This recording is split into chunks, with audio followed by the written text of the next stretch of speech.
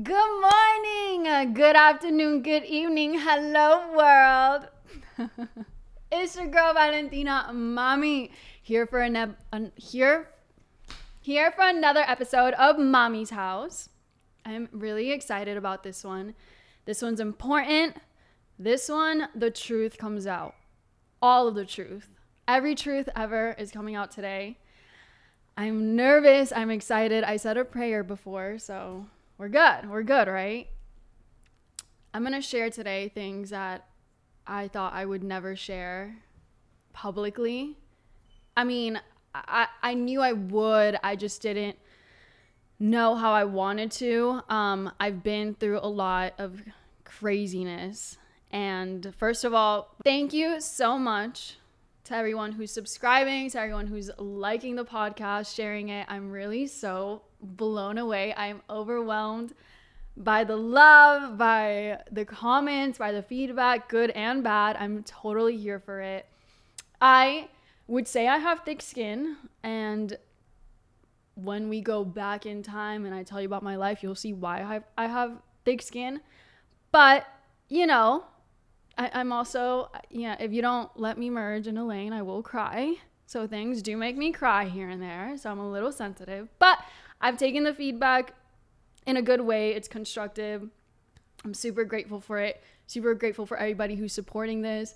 I'm really excited about this journey. Like, I'll be completely honest. Like, I've done music and acting my whole life. Like, I know how to edit. I know how to direct, blah, blah, blah. But podcasting and giving my opinion and giving my 2 cents to the universe is something that is pretty new to me. Like, I've done press interviews, I've done, press tours and all that. So I'm comfortable with getting asked questions and stuff, but to sit here and give your 2 cents and give your opinion on the world, we are in cancel culture. It is so easy to get canceled and say the wrong thing. I mean, you are always going to say something that someone's going to disagree with. You can say the sky is blue and someone's going to be like, no, the sky is purple. It just is what it is. No matter what you think, no matter what you feel, that's just going to be the case. Okay. Today, I want to, share my life story. It's a lot to unpack. English is my second language. Spanish is my first. So there's some things that I have to think twice, or it might not come out grammatically correct or in order. Yes, my English does sound perfect, and I've been here since I was 10.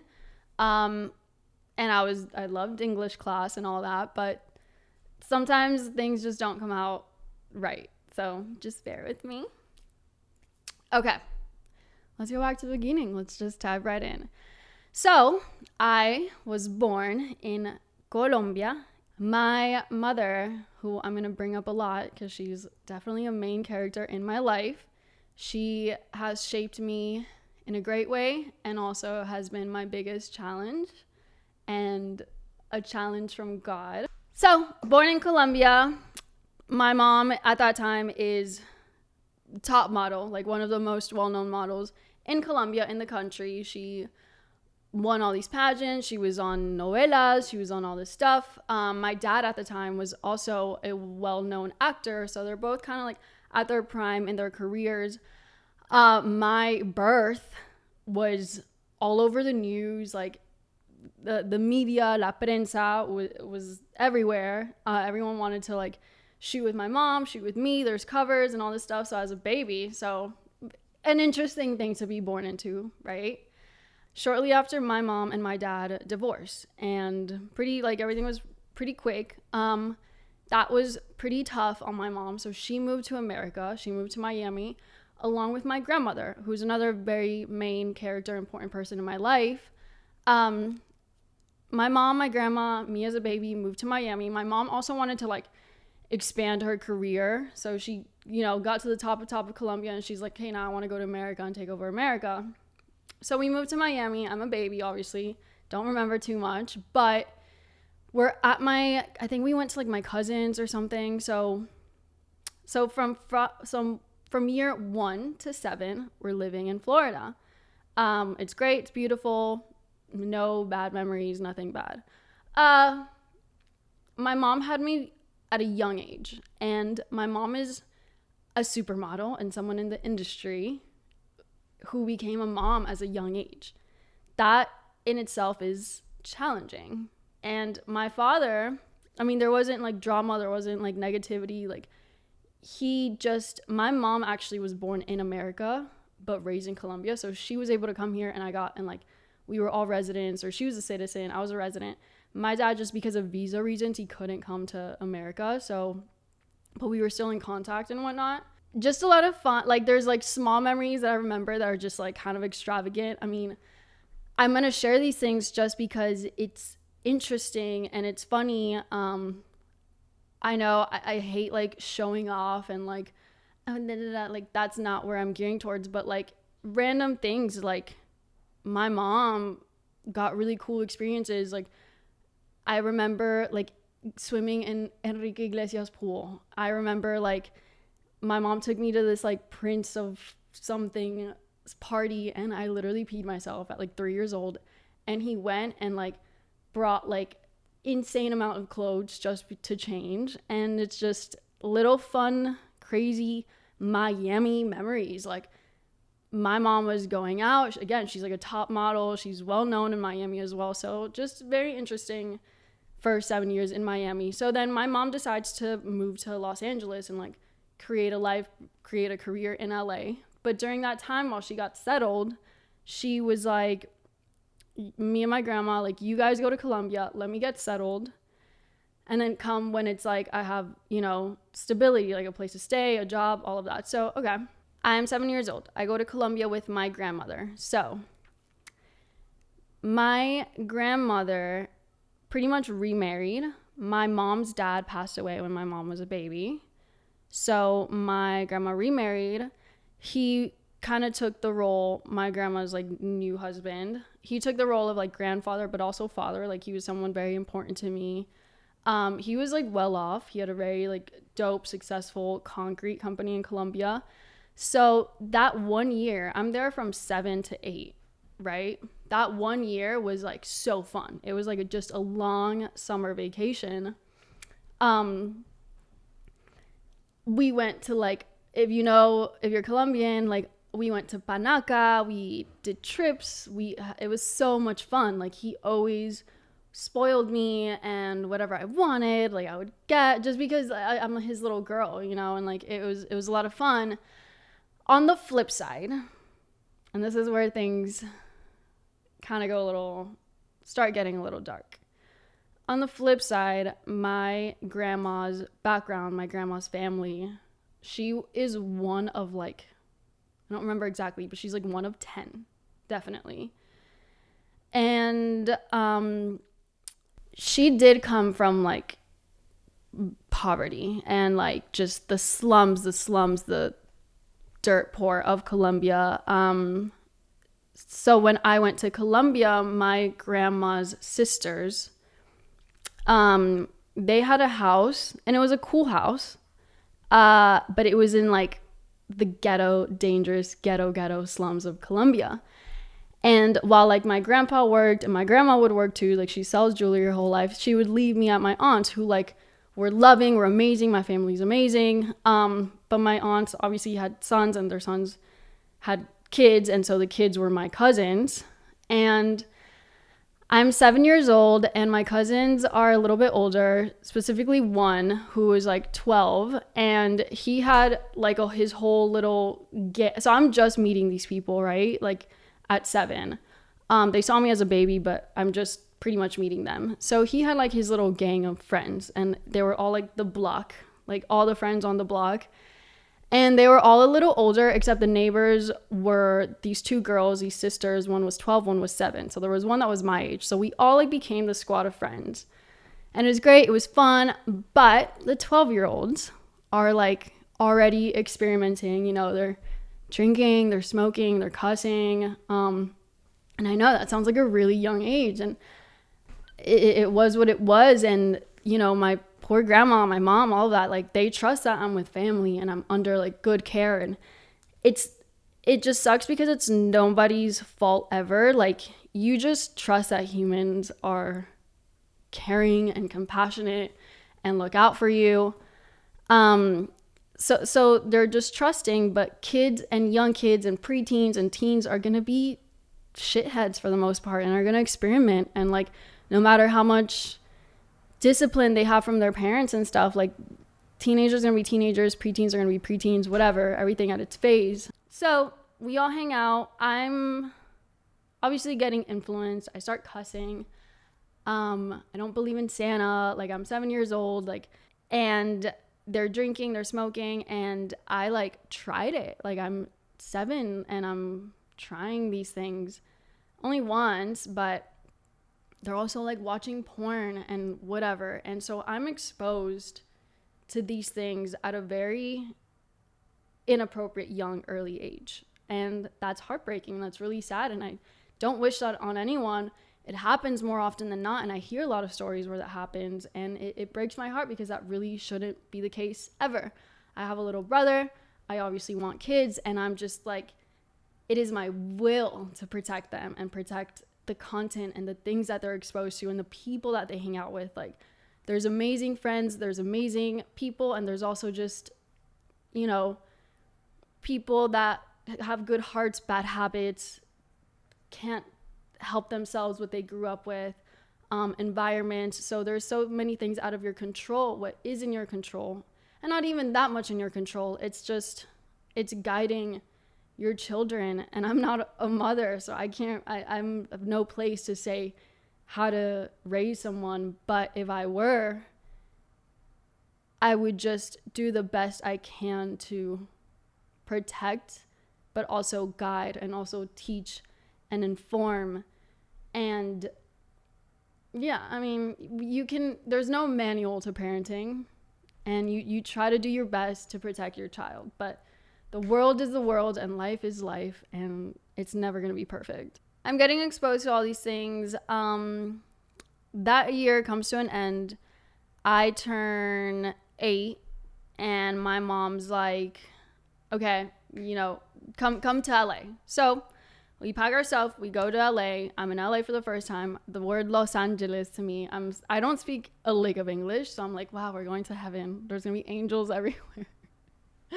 That was my literal I will never forget that was my impression of Los Angeles, that everything was white. There's gonna be fountains everywhere. It's gonna look like Greece or something. Get there, it's totally not. It's freezing. I remember it was like around Christmas, because the Christmas tree was up. My mom, and this is important because my mom is so badass, and I've just seen her like grow so much and just be a beast and be like a hardworking woman. So we moved to LA, and at this time my mom has like a roommate. So it's us.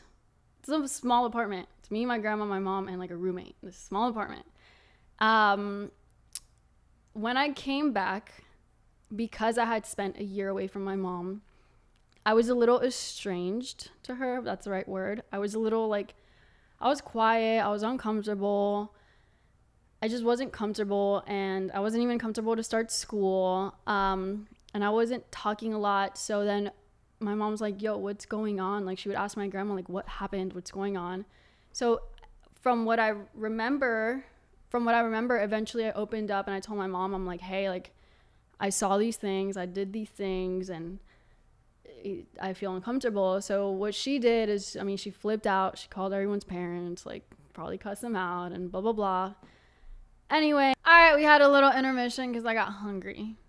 Maybe I'm nervous. Maybe I'm just stress eating. And before I continue, I actually wrote notes for this podcast, but look how long this is.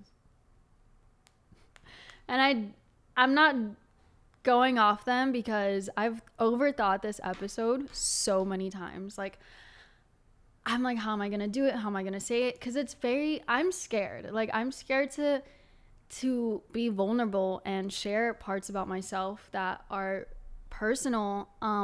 Like I was saying earlier, giving your opinion to the world is scary. Sharing your life story is scary, but I have a purpose on this planet, and God put me through what he put me through for a reason and to share, because I have shared my story to some people in the past and it's helped them and it's changed them, and other people's stories that have been shared to me have changed my life. So I think it's important to do that. I'm being vulnerable. I'm being open. I've been taught to put on a smile no matter what you're going through. If you're on stage, if you're in front of camera, in front of the world, no matter what, keep your problems at home. Don't share them. That's what I've been conditioned to. So if you look at my Instagram, my YouTube, anything on social media, everything looks so pretty and pink and perfect. And that hasn't been the case. And like I said, I haven't known how to share this. I was like, maybe I'll share it through music, or maybe in the future I'll do a movie. Just overthought this episode. So I'm scared, but I'm going to continue, and I might even hold back on some things. And eventually, the more comfortable I get in front of the camera, like podcasting, the more I'll open up. This is my 3rd episode. This is my 3rd time filming. I'm getting more comfortable. I'm going to remember to eat before I start. I pressed record, so that's good. We're just figuring it out as we go, you know?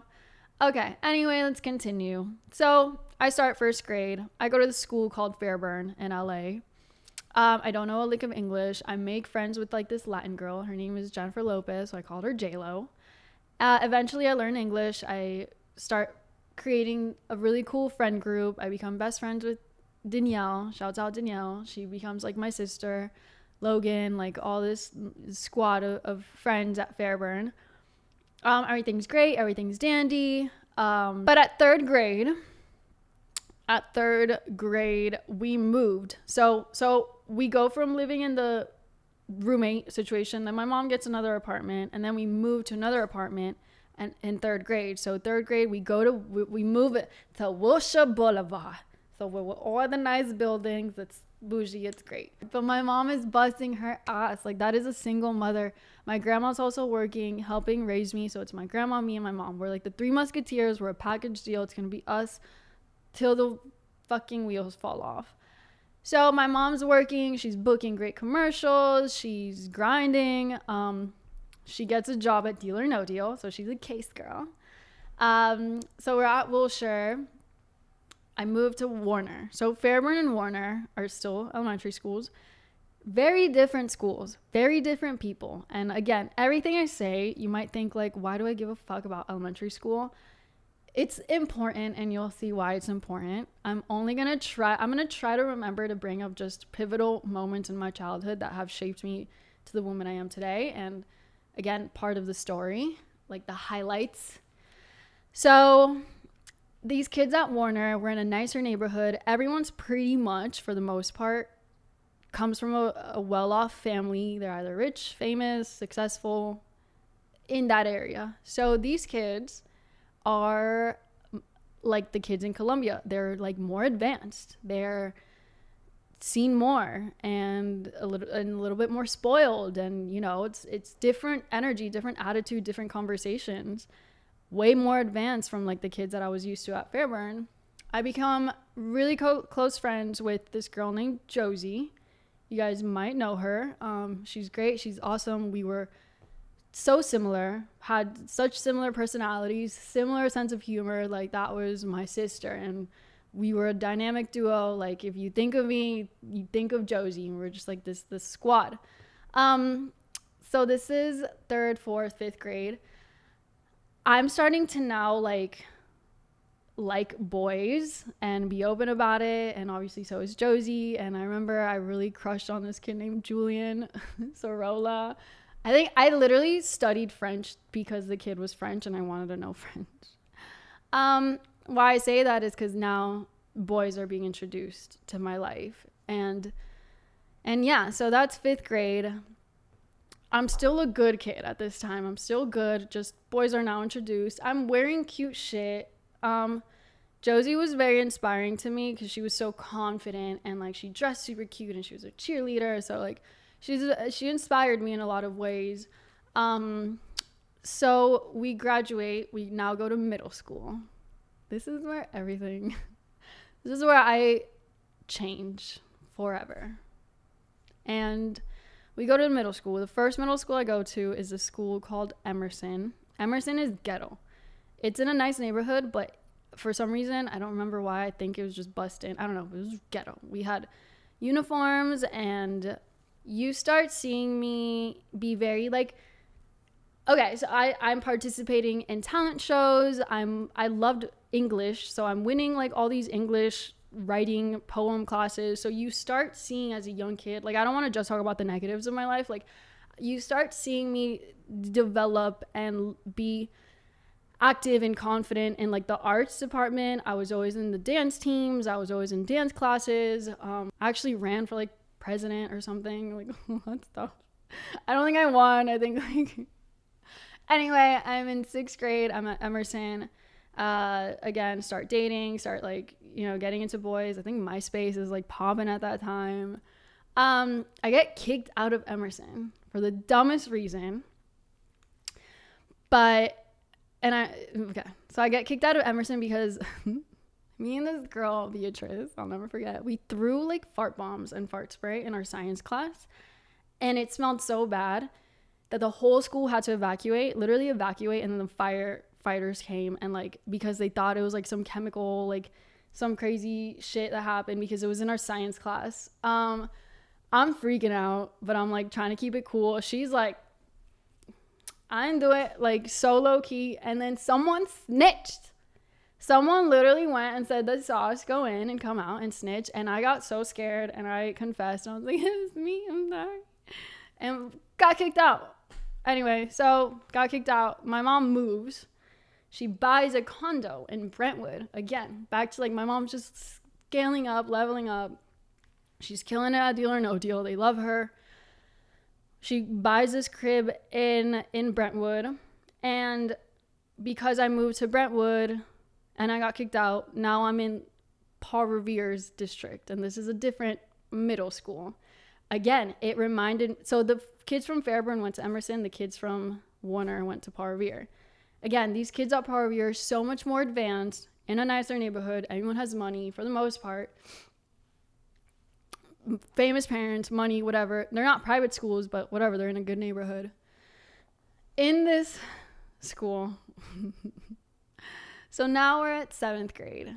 I start now befriending like the bad kids. My first boyfriend, my first little relationship, we'll call him Jimmy.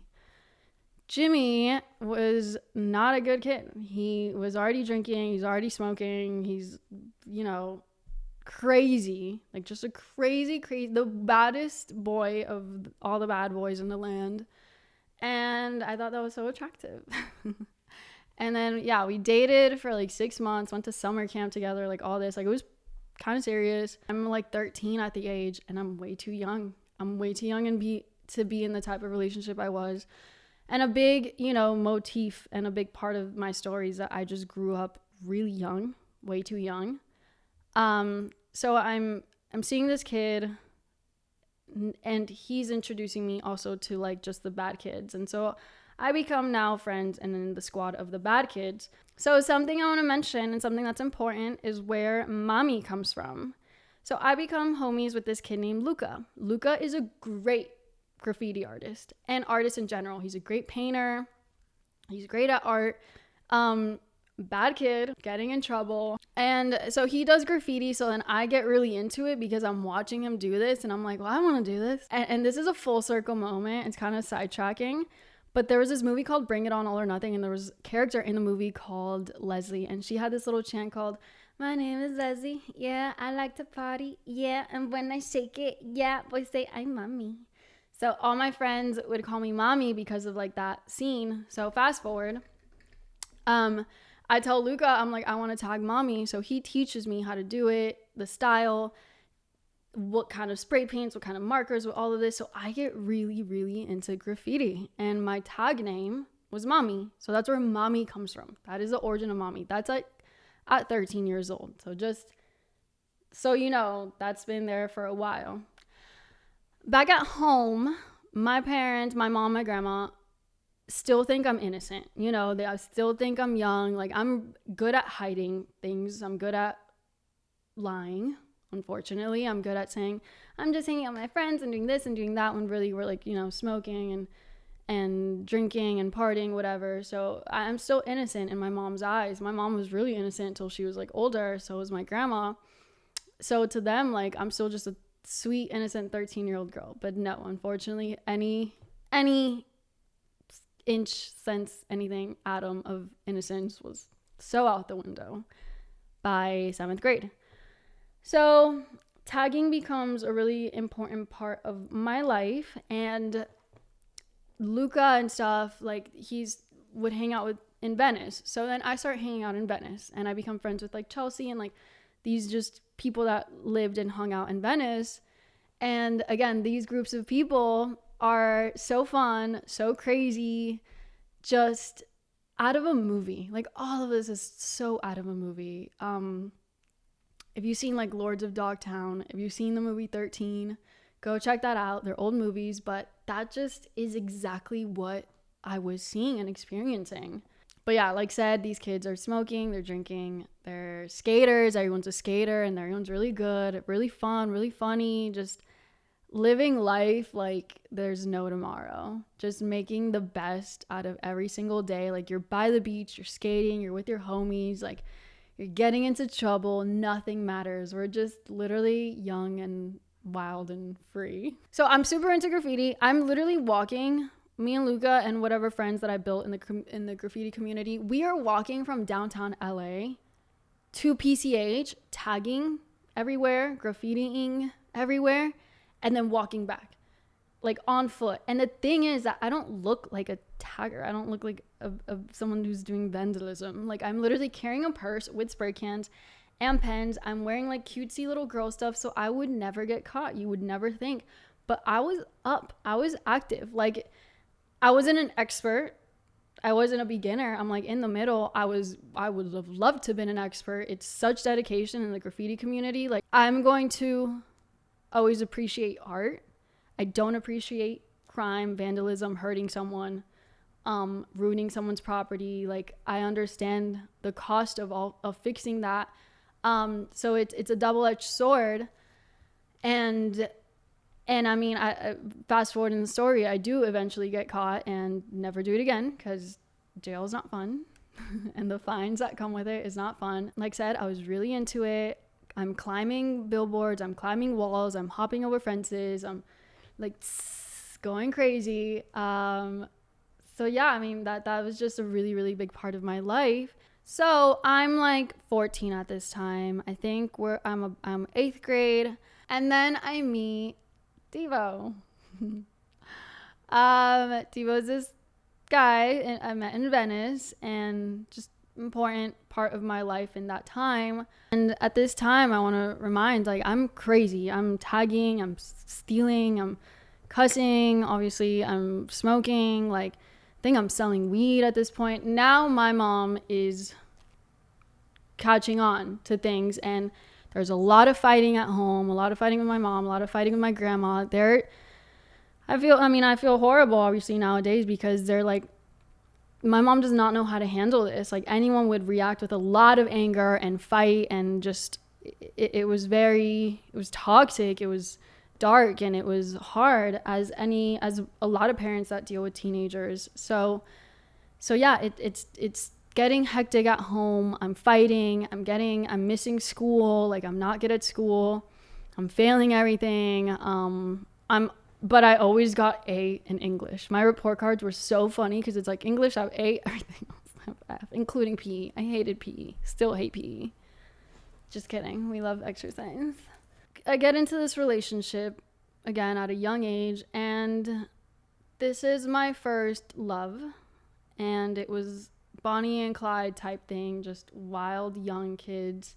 I'm fighting a lot with my mom about it, so I just decide to like leave and pretty much like move in with him in a sense. His mom was amazing. I love her. She loved me, and they really accepted me.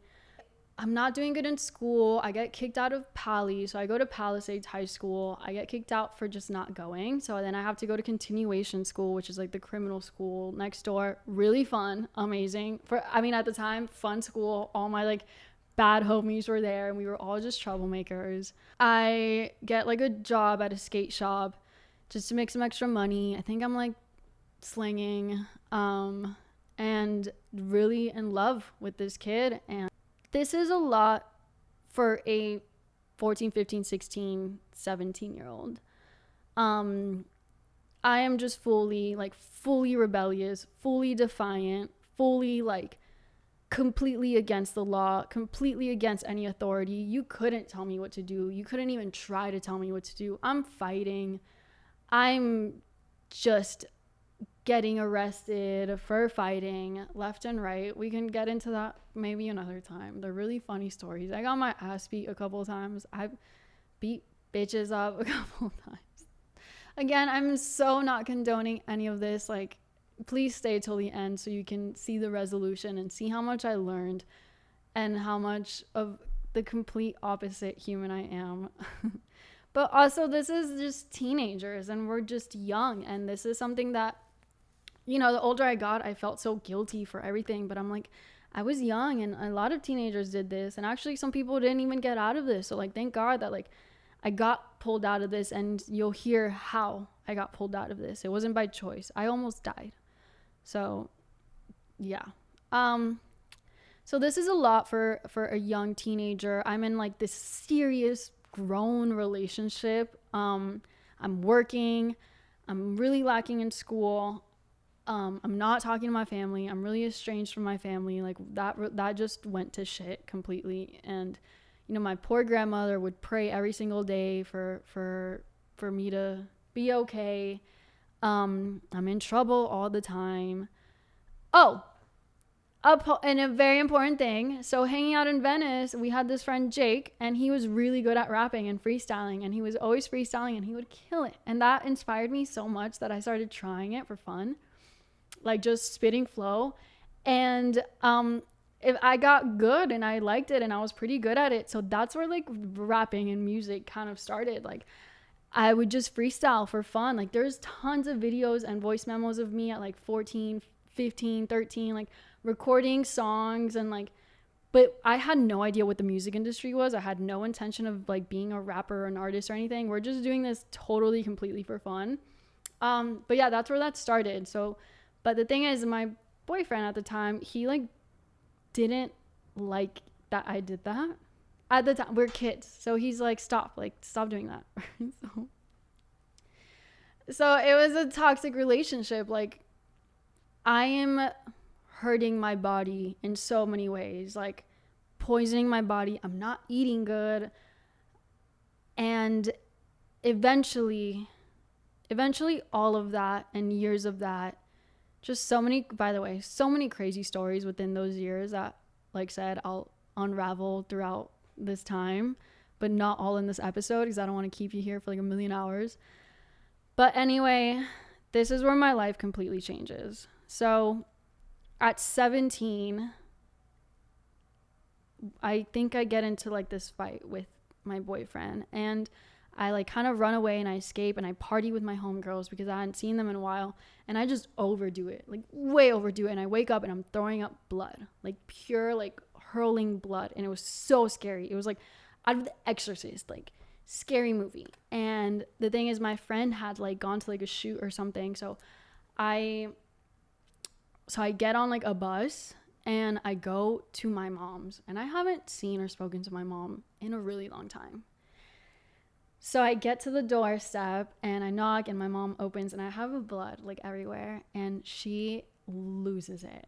Like my mom really loves and cares about me. Sometimes it's just been difficult to like communicate that love and like that discipline and that, ¿cómo se dice? Whatever, you know what I mean? It's just been hard to communicate that, have communication with that. But she freaks out. She's crying. She takes me to the hospital. I'm in the hospital, and they do like an emergency endoscopy where they put a camera in your stomach and they see a bleeding ulcer, like a really bad stomach ulcer. And they have to like feed me through a tube and do all these tests and just all this medicine. And it was so many doctors and it was so many hospitals. And that's all I just remember during that time. Funny random fact, I once saw Stevie Wonder at the gastroenterologist. So cool.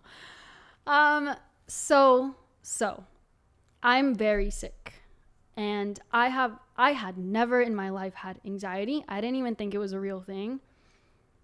And I am now completely filled with anxiety. I get social anxiety. I am now fucking terrified of people, of everyone. Everyone scares me. Everything scares me. I'm vomiting. I'm anxious all the time. Mind, I've been smoking weed every single day since I was 12. So I had to completely cold turkey stop everything. And I guess that's like where the anxiety must have stemmed from. Everything, just so many reasons to have anxiety. So I'm dying from anxiety, dying from stomach ulcers. My mom is in Dancing with the Stars at this time, and she remarries with my stepdad at the time, and his name is Jonathan. Jonathan's another main character in my life, because he was very pivotal to me changing and my life change. That like 180 flip that we go from like this to this. So I'm in the hospital. Jonathan's coming every day to make sure I'm okay. And he starts bringing me books. I had never read a book in my life until that point. I didn't care for school. Like, I was good at writing, but I didn't care about reading. And he's bringing me books. And one of the first books he brought me was 7 Habits of Highly Effective Teens. And I read it. And here's the thing. Now I'm learning all these things that I have never read or heard about in my life. These concepts that I have never heard about, like principles, morals, values. These are all completely new terms. Time management, goals, finances, all these things that I'm like, what is this stuff? Why did I never know about any of this? Like being successful. And so I read that. I read the normal version for adults. I read How to Win Friends and Influence People. I read the Rich Dad Poor Dad. I'm reading like all these self-help books, and I become obsessed with personal growth, because that's all I wasn't even able to go to school. I was so sick. All I could do is just stay home and read. So I finished early. I got like my GED, finished early. So I'm home. I'm recovering. By the way, all my friends and homies, my relationship, I just disappeared. They were all like, "Did you die?" And I'm like, pretty much. I'm sorry I can't hang out with you. I'm really sick. Goodbye. So everything just, when I got sick, everything just chopped off and forcefully went away.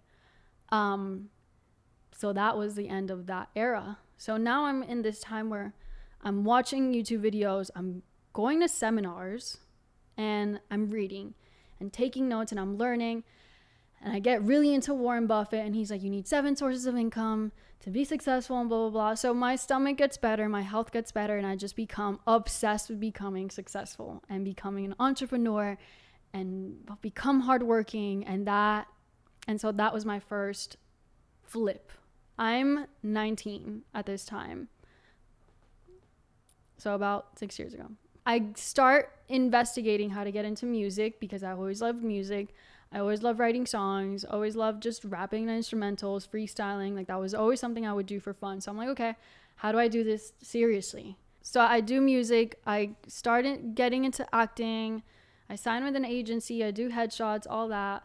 My relationship with my family is obviously better. I moved in back home. My mom has my brother, my little brother. Jonathan's just a great support system, father. Everything's great. Everything's fine. Started a YouTube channel. I was selling waist trainers. I started a social media marketing company because I was really into Ty Lopez and all of his podcasts. So he's like, this is like when he first said start a social media marketing company. So I started it with my friend Zach. I had met Zach at like 14, something like that. We weren't really close. I met him at like a party, but so I start kind of getting close with him because he's a great photographer. He's a skater as well. He's not from Venice. He actually had just moved to California from Florida. So I'm like, hey, we should like start this company together. So we do it. We're like moderately successful. Like, you know, it's just, we're kids and we're like, hey, we can grow your social media. This is when Instagram was not what Instagram was. And so nobody believed in it. No one's like, I don't need social media. Like nobody believed in it. So like we would knock on doors, but we did get like 2 dope deals, which was like so exciting. And then I go to a studio session and a producer is like, You need to stop everything you're doing. You need to just focus on music. So that's what happens. I quit everything and I was like, I'm going to solely focus on music. So I find this producer. His name's James.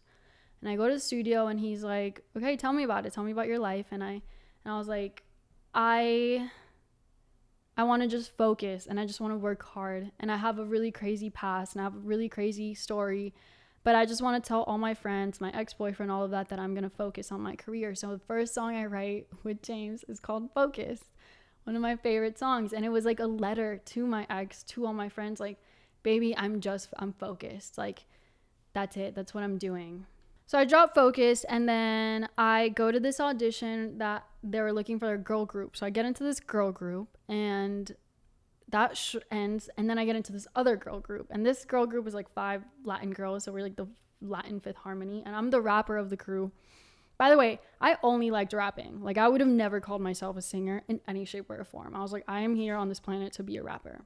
Point blank. We have this manager who's more of a lawyer. So he wanted to be a manager, but he was more of a lawyer. So I kind of started carrying the weight of a manager. And this is where I'm learning about the music industry. Like, I'm writing our songs. I'm pretty much helping book our sessions, book our shoots, scheduling our rehearsals. I get us meetings. I damn near get us a record deal. Eventually, I actually myself got offered a really good deal, but I didn't want to break up from the group, so I didn't take it. But eventually the group breaks up. So whatever, group breaks up. I go to Colombia by myself with not that much money I had, but I go by myself and I start recording and meeting producers out there that I had reached out to before. Actually, one of them was Ovi on the drums. I go out there, I meet him. I meet like just a lot of dope producers like Icon, and I make a song with Gotex and with DJ Math, and that song is called Me Gusta Así. And yeah, I had a great time in Colombia. I got a lot of experience, super awesome time. I fly back, and I just, at this time, I wanted to have been more confident in some of my sessions. Like, one of the sessions, they were like, do these harmonies, and I'm like, I don't know how to fucking do a harmony. What do you mean? I'm a rapper. But I'm like, dang, I want to know these things. I want to know theory. So I enroll myself into Musicians Institute, which is a music college. I'm doing commercials, by the way, at this time. I'm doing commercials. I'm still kind of doing the marketing to make money and survive. And I'm chilling, thankfully. And I go to MI. I love MI. I'm really studious. I'm paying for college. So I'm like on time, learning everything, taking notes, and I really loved it. It was an amazing experience. I'm performing on stage every single day with a live band. I'm taking theory. I'm taking like every like rhythm reading. I'm taking engineering. Like, I'm learning how to record. I'm learning how to mix. I'm learning everything about music. Great school. Love it. I had been, by the way, shut down to love ever since my first relationship. Because it was so traumatizing, and like I said, I had social anxiety. I completely I was like, I will never fall in love again. I hate relationships. I hate that world. So I'm done. I'm going to focus. I'm going to catch up. I really had a chip on my shoulder because I was like, I wasted so much time in my life. All my teenage years, I could have been like becoming Billie Eilish and working and focusing and being a good human. But again, everything happens for a reason. So I wouldn't go back in time. I wouldn't go back in time and change anything. My career was my priority, and I said that like selfishly, and not selfishly, but I was like, I'm so sorry. My career is my number one. Love and everything else takes a backseat. Once I got better and became super like, I want to be successful, I also started going to like Hollywood, and now these are parties and clubs and stuff. And I'm at these clubs and I'm meeting Leonardo DiCaprio, and I'm meeting Bieber, and I'm meeting all these like amazing, cool, crazy experiences because, if you're a female in LA in Hollywood, you are invited to so many cool things, like, period. It's not even that crazy, not even that exclusive. You just happen to be in the right place at the right time. So, and I have so many crazy stories that I will unravel in the future from like just those nights partying and those nights out. But if you're from LA and if you know, there's just craziness. It's fun. It's insane. I rolled my ankle at DiCaprio's house and watched Wolf of Wall Street there. Like, just rant, like crazy shit. met Justin Bieber, and when I tell you, I had every single poster of Justin Bieber cover every single inch of my wall at that time still, and like shaking his hand, and inside I'm like dying, and on the outside I'm like, yeah, nice to meet you, like dying completely. Anyway, so why I mention all that is because I'm in music college, but I'm also like partying and I'm in Hollywood, and now I'm seeing, like, I'm networking, I'm meeting producers, I'm meeting executives, I'm meeting other artists, I'm like getting into this world. I released like maybe 2 more songs independently.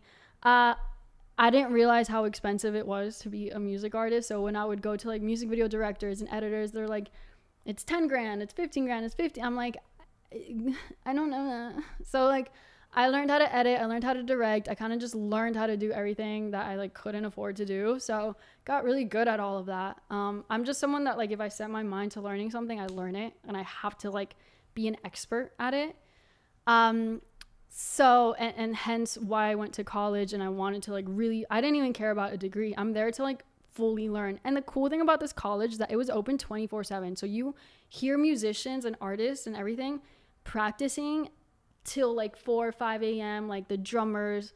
By the way, death metal is the most talented humans I know. Like the way that they change rhythm, like it's insane, and tempo. I'm getting back into Hollywood, so I'm drinking again. Unfortunately, I'm drinking again.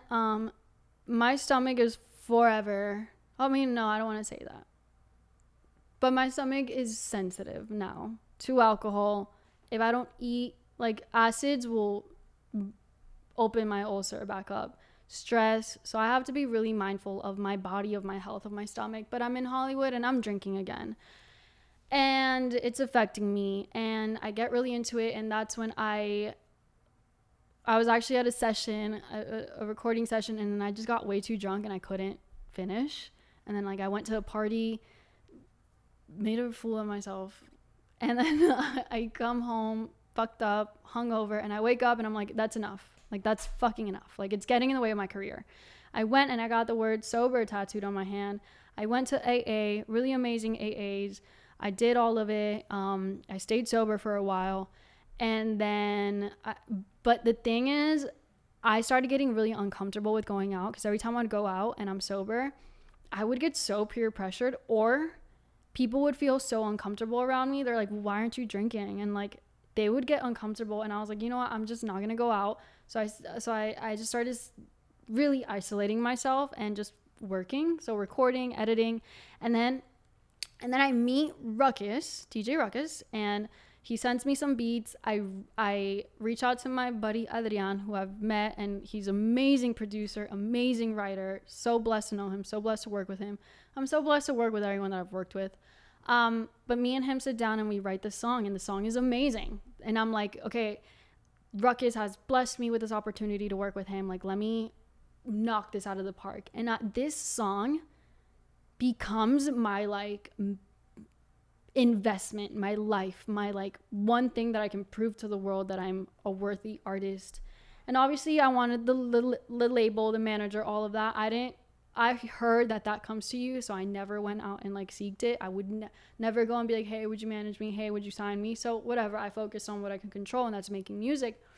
So I direct this video, I produce it, I'm scouting locations, I'm making the wardrobe, buying the wardrobe. My best friend she choreographed it. She helped me get the dancers.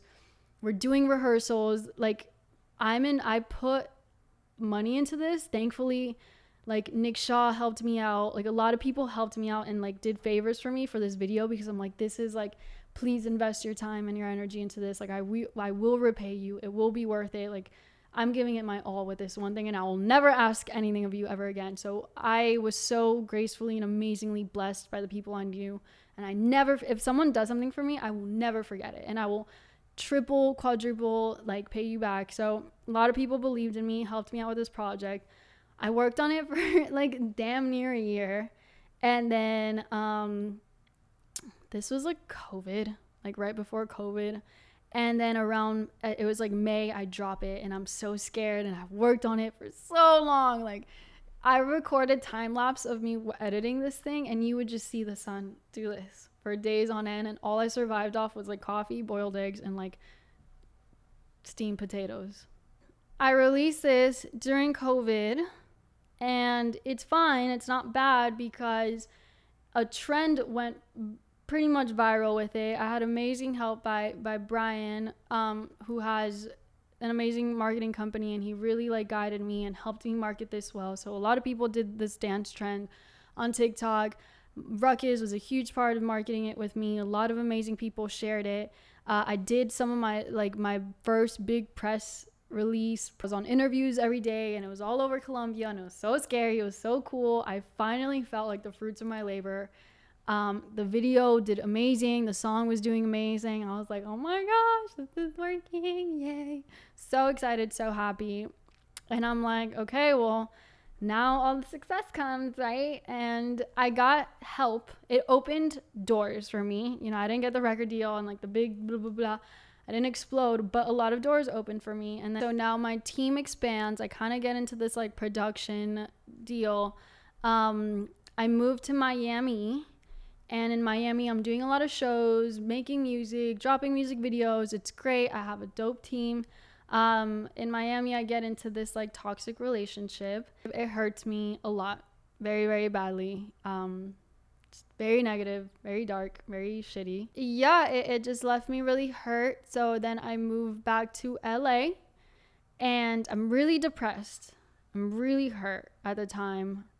I'm really full of hate. I'm full of like, oh, how could you do that to me? And I'm crying in my mother's arms, you know, like I haven't been home and sentimental like that in a really long time. And I'm doing everything to feel better, like partying, the tarot readings, the cleansings, the this, the that, just everything, anything to feel better.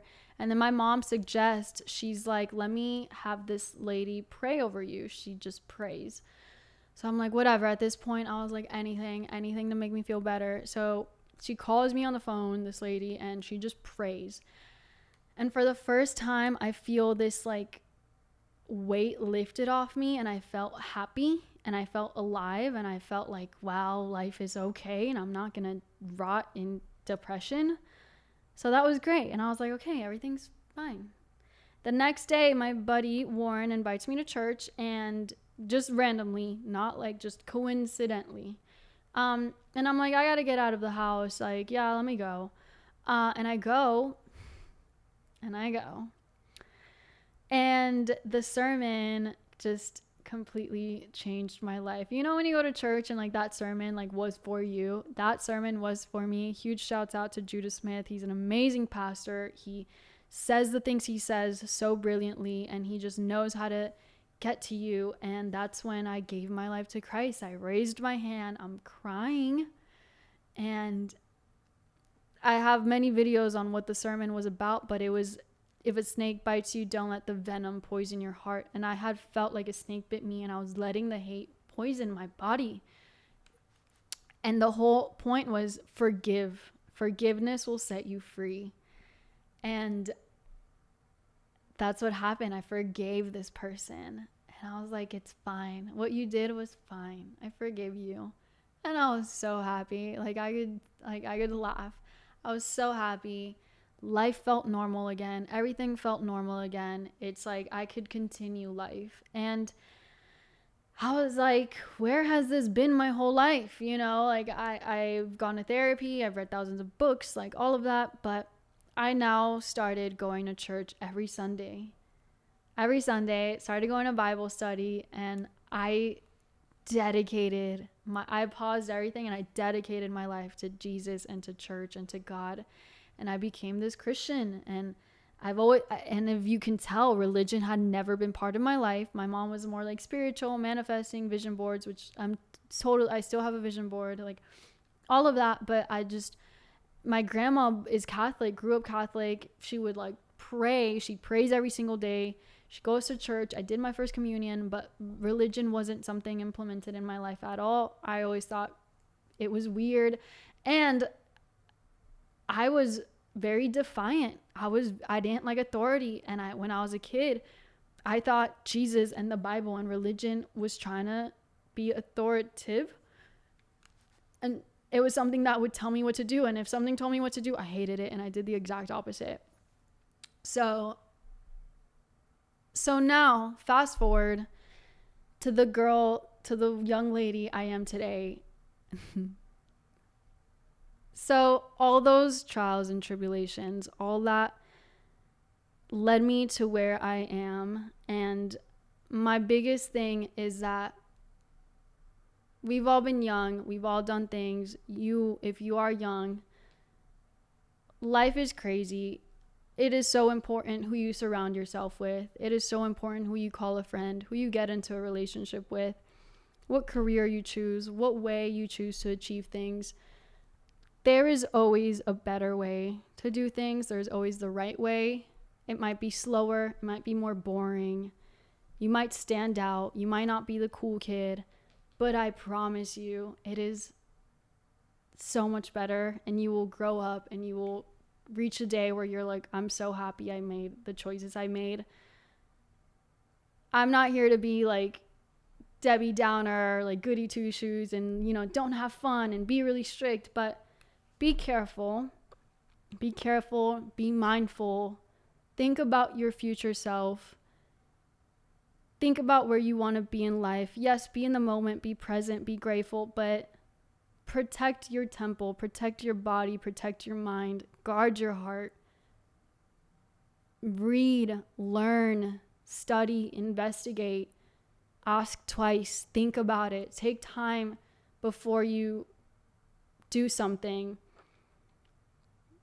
Now I look back and I think the people in school that did great and got good grades and the overachievers are so cool. Like those are the cool kids to me, the smart kids, the disciplined kids, and I had friends like Danielle and people I'd be like, come do this. And they're like, no, I don't want to. And I'm like, okay, well, you're lame. Now I'm like, wow, I wish, and again, my story has shaped to who I am today. But today, I am someone that I go to church. I eat healthy for the most part. I'm happy. I'm clean. I'm positive. I work hard. I love my family. I'm respectful. I follow the law almost in every shape, way, and form that I can.